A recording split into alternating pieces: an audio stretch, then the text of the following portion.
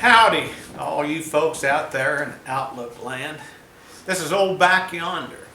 Been away for a while. I kind of been in seclusion for a few months, and I decided to resurface here right before Christmas. I thought I had 2 or 3 little items that you might like, or it might cheer you up, might get you in the spirit.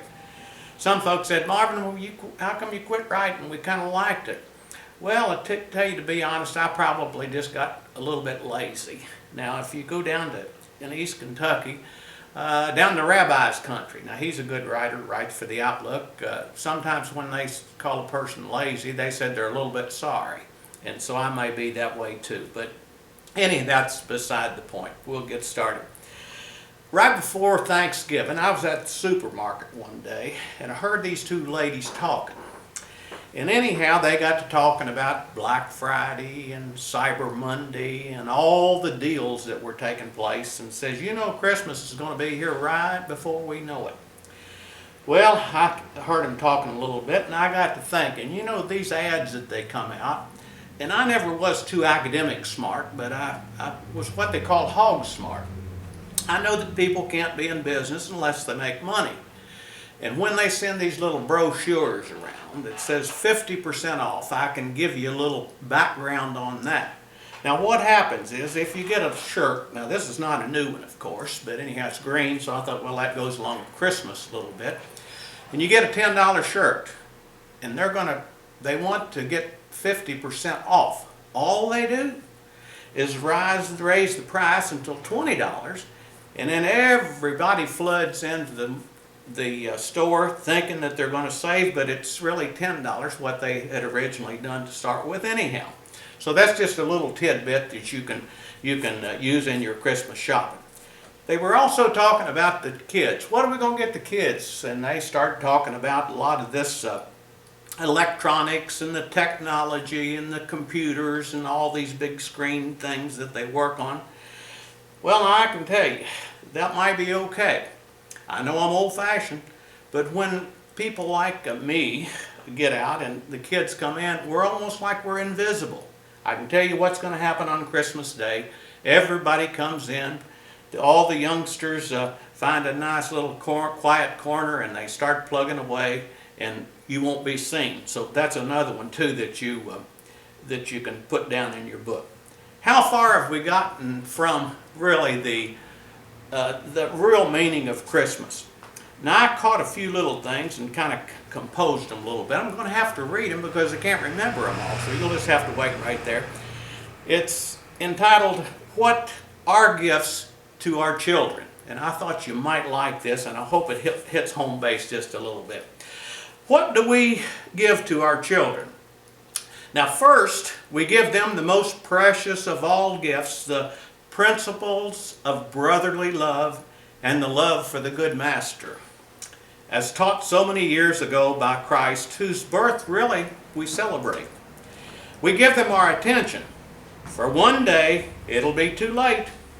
We give them a sense of value, a place for the individual in the scheme of things with all that accrues to the individual, like self-reliance and courage and conviction and self-respect, and something that our society's really lost, the respect for other people. We give them a sense of humor because laughter leavens life. We give them the meaning of discipline. If we falter at discipline, life will do it for us. And if you don't believe that, you can see that our penitentiaries and jails are overflowing. We give them the will of work, satisfying work as not the lasting joy, but knowing that a job is well done. We give them the talent for sharing, that it's not so much that we give as to what we share. We give them the love of justice, the bulwark against violence and oppression, and of human dignity. We give them the passion for truth, founded by a good example that each of us should portray. Trust is the beginning of every good thing, the power of the faith engendering mutual trust. We give them the beacon of hope which lights all the darkness. We give them the knowledge of being loved beyond the demand for praise or blame, for those loved are never lost.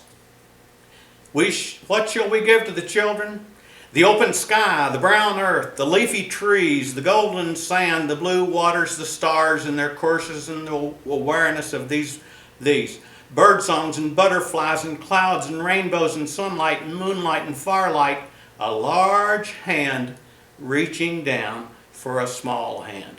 Impromptu praise, an unexpected kiss, a straight answer, the glisten of enthusiasm and the sense of wonder, long days to be merry in and nights without fear, and the memory of a good home. These shall be the gifts that we give to our children. And I thought that I would end it with one of my favorite songs. Now, I can't sing this song because I've heard a lot of musicians say that this is a tough one to sing. But I'm going to try to play it. And if I miss a few notes, I guess you'll just have to overlook that because I'll hunt for a few if I do. But a very, very beautiful hymn, "O Holy Night." And I hope I can get this for you.